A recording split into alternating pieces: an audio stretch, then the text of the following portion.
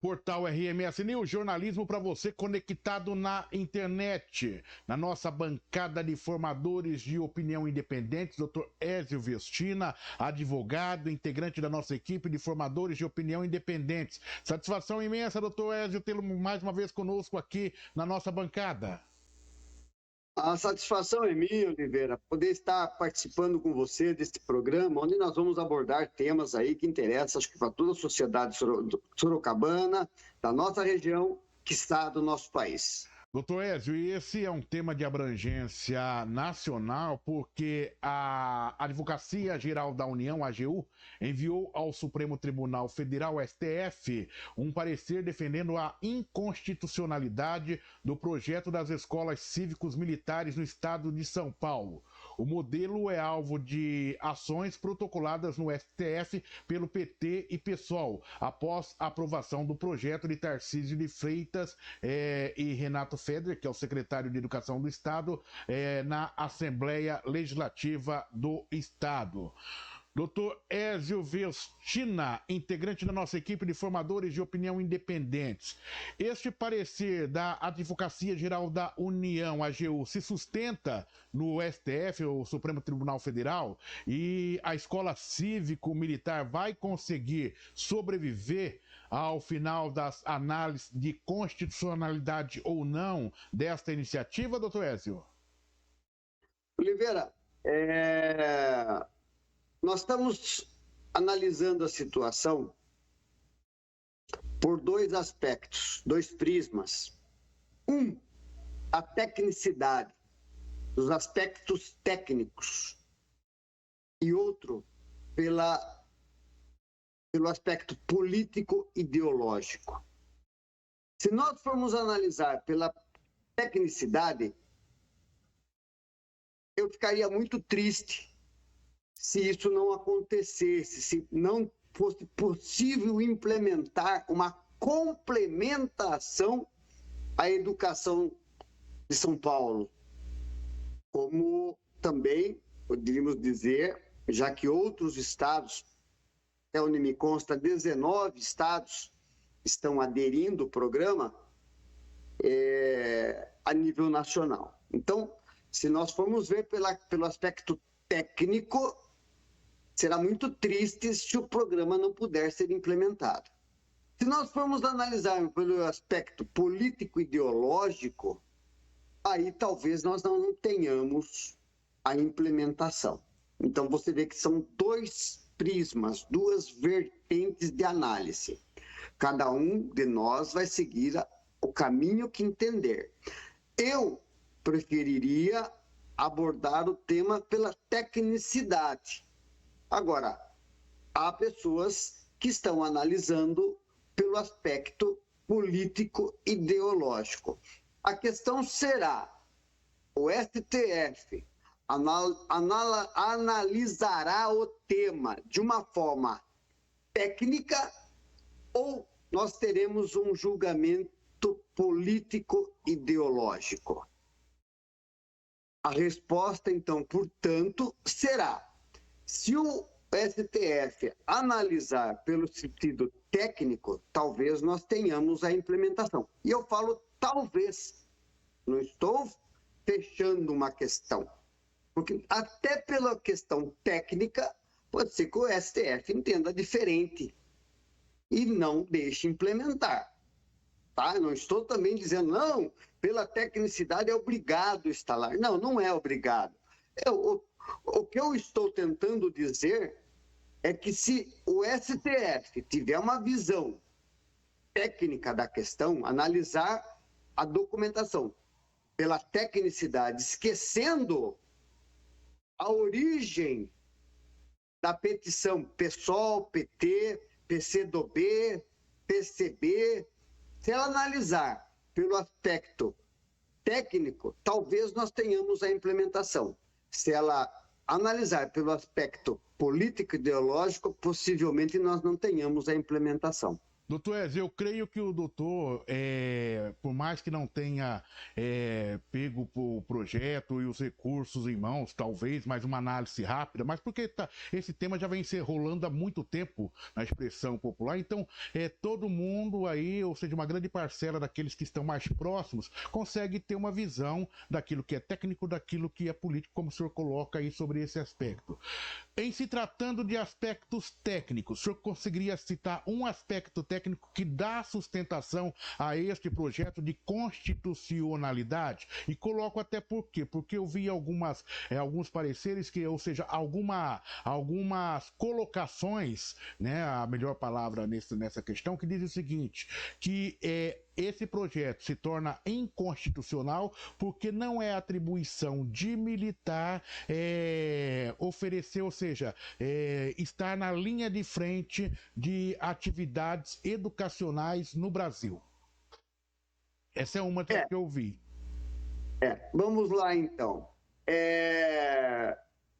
A mesma Constituição que quem está contra aborda para apresentar a questão, também tem que ter análise sobre a outro lado. A própria Constituição diz, no seu introito, ninguém é obrigado a fazer ou deixar de fazer, senão em virtude de lei. As pessoas estão falando, não é atribuição, mas existe alguma legislação ou a própria Constituição proíbe a instalação? Não, até onde eu sei, não proíbe. E nós estamos tratando, se nós formos falarmos de tecnicidade e não de política partidária ideológica, nós estamos falando de uma complementação à educação básica. Então, veja, nenhum momento está se tratando da substituição total do ensino, afastando-se da Lei Nacional de Educação, diretrizes e bases da educação nacional. Em nenhum momento você está complementando uma educação, tanto que vai continuar havendo as escolas normais, você simplesmente vai complementar. E essa complementação, Oliveira, ela não é obrigatória. Ela vai passar pela aprovação popular. É o povo que está lá que vai dizer se quer ou não quer a implementação. E o pai da criança, a mãe da criança, vai decidir se ela vai querer que o filho estude ali ou não. Então, veja, Oliveira, veja como é que é a situação. Se você tem a oportunidade, como cidadão, de falar, não, eu gostaria que o meu filho estudasse numa escola básica, normal, é só você inscrever seu filho numa escola básica, normal. Se você, eu gostaria que o meu filho tivesse algumas noções diferentes, então eu vou tentar uma vaga para o meu filho na escola cívico-militar. Você não vai chegar na Secretaria da Educação e vão falar para você, não, o seu filho tem que estudar lá. Então, você veja, é uma questão complementar e caberá ao pai, à mãe, decidir se quer que seu filho vá lá ou não vá. Então, mais uma questão que é complementar, que também não se sustenta, ao meu ver, essa ação. O militar está substituindo. Não, até porque quem vai continuar dando aulas para as crianças na escola cívico-militar é o professor pedagógico habilitado para aquela matéria.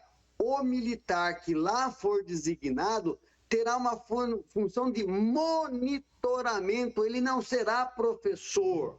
Agora, se você quiser analisar a questão pelo lado político-ideológico, então você não vai conseguir implementar. Se você conseguir analisar com uma visão mais ampla, que é uma complementação ao que nós temos, você vai falar, que bom, está vindo para somar. Então, daquilo que eu tenho também acompanhado nos últimos tempos, e acho que agora quando chega no Supremo Tribunal Federal, acho que já tem uma formatação daquilo que foi discutido pela sociedade de uma maneira geral, as dúvidas são colocadas. E dentro dessas leituras que eu fiz nos últimos dias em relação à implantação da escola cívico-militar, a primeira o doutor explicou aí sobre, não vai ser, ou seja, será um ensino complementar, eu coloco o doutor. Coloca também o doutor na questão aí sobre essa questão que professores estarão na linha de frente. Ok.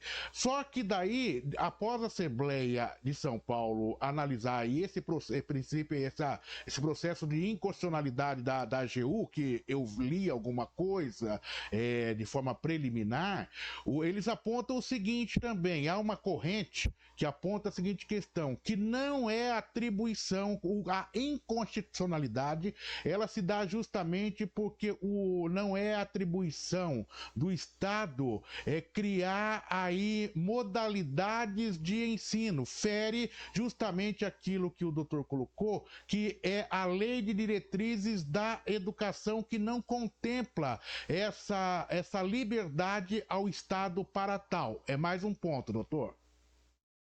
Volto a dizer para você o seguinte, Oliveira, se você analisar pelo aspecto político e ideológico, você acaba comprando esta ideia.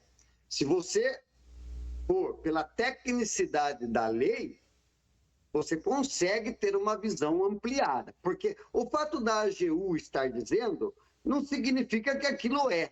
Sim. Tanto que está para análise. Então, a AGU falou. Não, tá bom, a AGU falou. Qualquer advogado fala. O que mais igual o Ministério Público, né, doutor?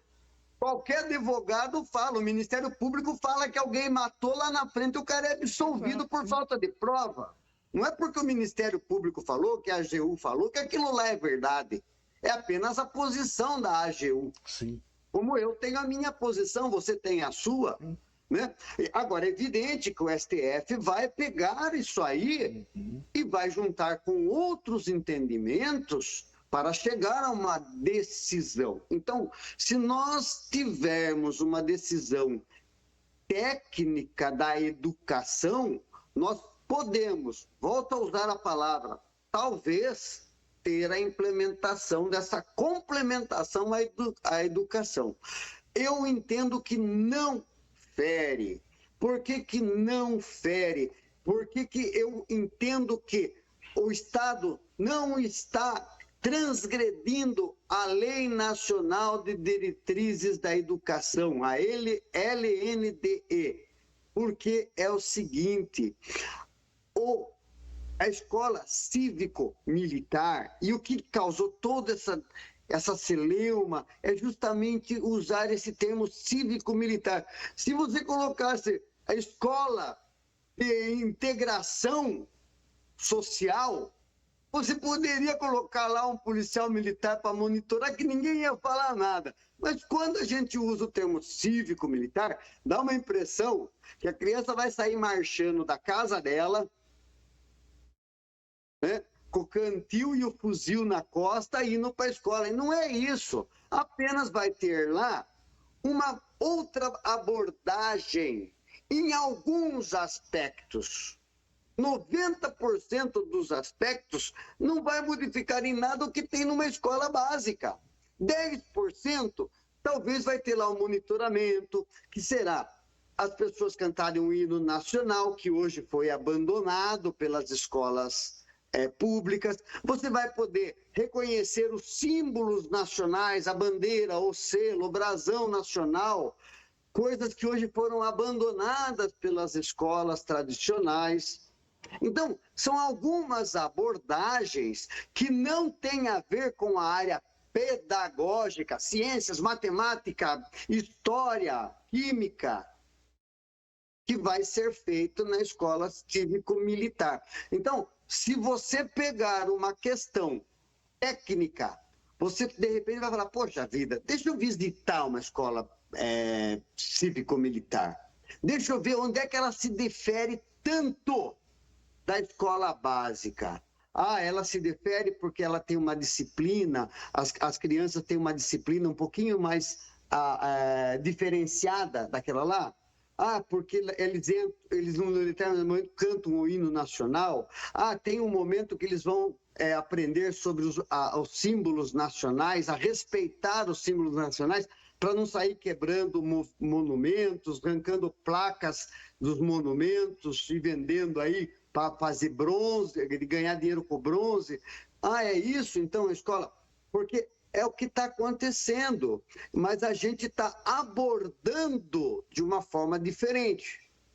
A gente está abordando. E eu agora vou entrar no ponto que você tocou, que o Estado não teria capacidade para legislar. Oliveira, está dizendo que o Estado não pode legislar. Mas onde está escrito que o Estado, em complemento, não pode criar? Também não há nada proibindo, nem na Constituição e nem na LNDE. Não proíbe. E o que não é proibido é permitido.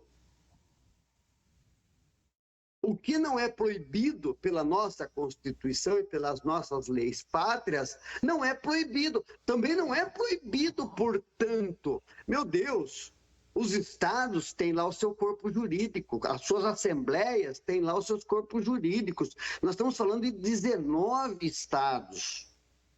Será que ninguém conhece de lei em 19 estados da nação? Será que só o PSOL que conhece lei? Só que a AGU que conhece lei? O resto do Brasil é um bando de pessoas que não conhecem nada da lei. Se 19 estados aprovaram, é porque eles entenderam que, olha, está aqui, a lei está aqui, a Constituição está aqui, e não fere nem a lei nem a Constituição, vamos aprovar. Então, ao meu ver, se for analisado tecnicamente, um estudo sério, aí nós talvez tenhamos a continuidade do programa. Se for analisado pelo aspecto partido ideológico, provavelmente isso aí vai cair. Esse assunto aqui, ele vai horas e horas de discussão se a gente fosse levar sobre esse aspecto. Entretanto, o doutor Ezio Vestina, ele está aqui, integrando nossa equipe de formadores de opinião, na qualidade de um jurista que analisa esses dados. Aí, muitos podem perguntar, mas por que não fez essa pergunta para o doutor Ezio? Porque sobre o aspecto político, sobre o aspecto jurídico, é porque não cabe nesse nosso comentário nesta data. Doutor Ezio, satisfação imensa mais uma vez. Muito obrigado pela sua participação conosco e pela sua contribuição. Até a próxima. Satisfação é minha, Oliveira. Eu fiquei muito feliz de participar com você deste programa, trocando num assunto que é de interesse, como você mesmo abordou, que vai mexer, evidentemente, com o entendimento de toda a nação a partir de uma decisão que vem do STF. Agradecido pela sua presença conosco na nossa bancada de formadores de opinião independentes, Dr. Ezio Vestina, advogado, integrante da nossa equipe de formadores de opinião independentes, falando sobre esse tema importantíssimo que agora chega ao Supremo Tribunal Federal, onde a Advocacia Geral da União enviou ao Supremo Tribunal Federal um parecer defendendo a inconstitucionalidade do projeto das escolas cívicos militares no estado de São Paulo. Portal RMS News, jornalismo para você conectado na internet.